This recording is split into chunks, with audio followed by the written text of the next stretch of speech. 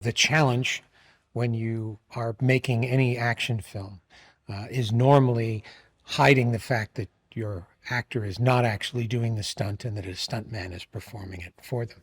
Uh, the opposite is true for Mission Impossible. We have an actor who does his own stunts, and we're constantly trying to develop technologies to show him doing it.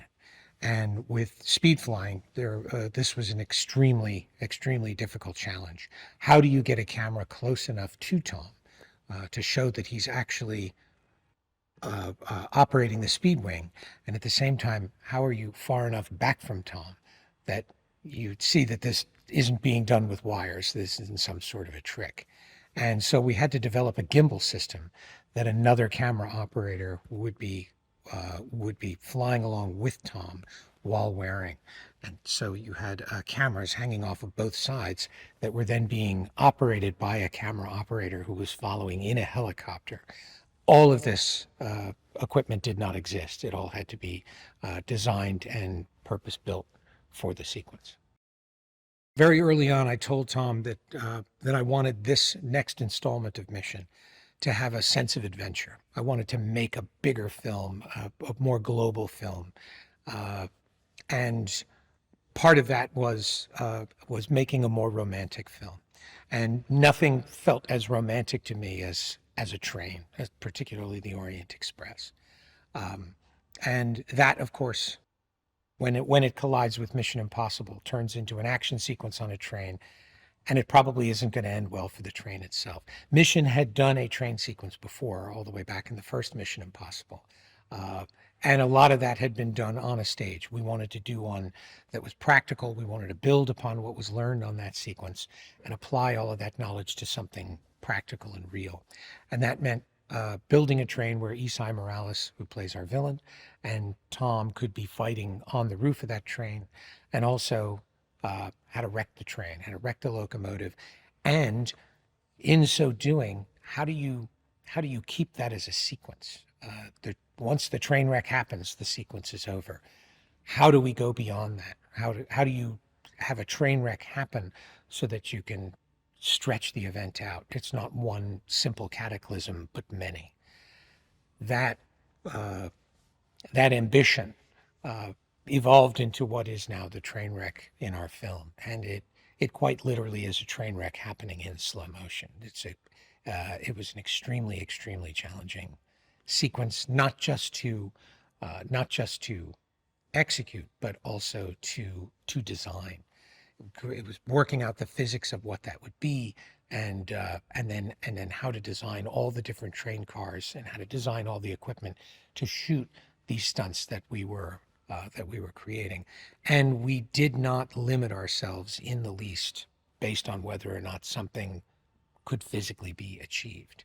If we ran into an obstacle, we had to figure out how to overcome it. We didn't just allow ourselves to toss things out, and we created something that was quite challenging, quite challenging. The thing I love most about working with Tom is he pushes you at all times to do your absolute best. You find yourself doing things you could never have imagined possible, sometimes even the week before. I never set out to be a director. I certainly never set out to be an action director. I never, ever set out to be directing a film on this scale. And we're now at the point where you don't even have time to think about the scale of what it is you're doing. You're simply doing everything you can to finish the story you've set out to do. With Tom, there are no limits. And no limitations. He wants you to push him as much as he is pushing everyone else around him to do their best.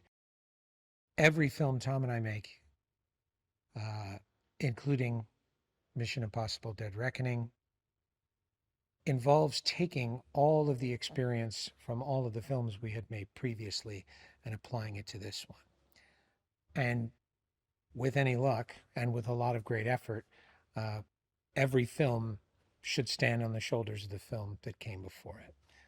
We often like to say we're not competing with anybody but ourselves. We're looking at the last film and figuring how can we outdo that. The secret ingredient to that is not trying to make a bigger, more spectacular film.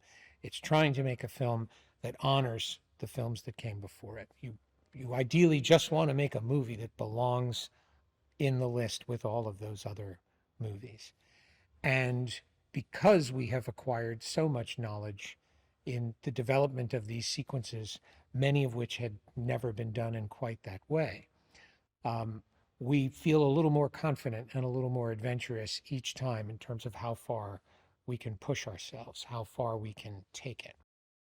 Tom and I are most interested in you having the most immersive emotional experience possible. We want you to be as connected to the main character of the story as possible. And the more we do that practically, the more real and the more immersive that feels. There is something tactile, there is something unpredictable. We could not have predicted what the train looked like going off a cliff as realistically as it was depicted.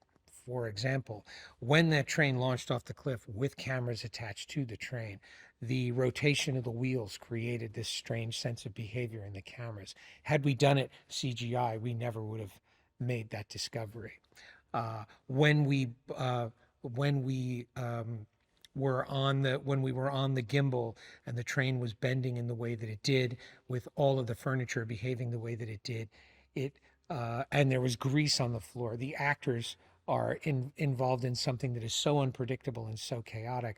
There's an energy that you couldn't get from that had you just created it with CGI. The problem with CGI, and it's extremely useful in a lot of different ways, you get exactly what you want.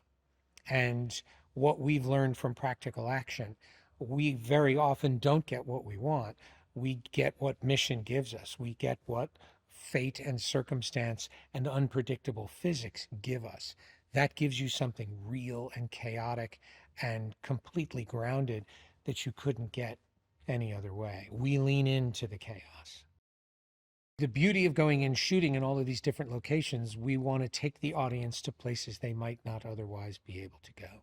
We want to transport you to another country and celebrate another culture, and hopefully inspire you to go there. We're very fortunate in that the places that we go are excited to have Mission Impossible come and show off their city, and we were not disappointed this time. We had a really warm welcome everywhere we went, and I think people were just very excited to see the world coming back to life.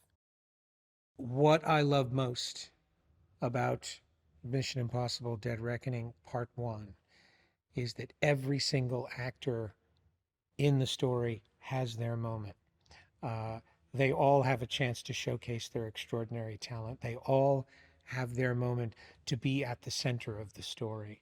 And this cast really delivered on a level that is so extraordinary. They all leaned into the process. They were all inventive. They all gave themselves over to the unexpected. And as a result, they each deliver something truly unexpected.